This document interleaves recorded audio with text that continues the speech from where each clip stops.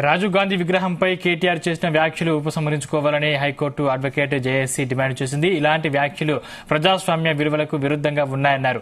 ఇటువంటి రెచ్చగొట్టే వ్యాఖ్యలు రాజకీయ వ్యవస్థకు మంచిది కాదని కునపరెడ్డి హరిప్రసాద్ అన్నారు. ఆయన బహిర్గతంగా క్షమాపణ చెప్పాలి. ఈ విధంగా బీఆర్ఎస్ మాట్లాడటం, అదే టీఆర్ఎస్ మాట్లాడటం సరైన పద్ధతి కాదు. అట్లా చేయరాదు. అట్లా చేయకుండా రాజీవ్ గాంధీ విగ్రహాన్ని పడగొట్టడం అంటే అది ఎంత మాట. అది అంటే విలువల్ని పడగొట్టమే. వాళ్ళకి ఏం పరిపాలన తెలుసు? రాజీవ్ గాంధీ విగ్రహాన్ని పడగొట్టామని చెప్పి అన్నాడు.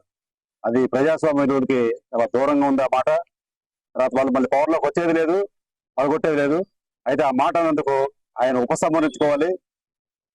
తెలంగాణ ప్రజానీకానికి ఆయన బహిర్గతంగా క్షమాపణ చెప్పాలి.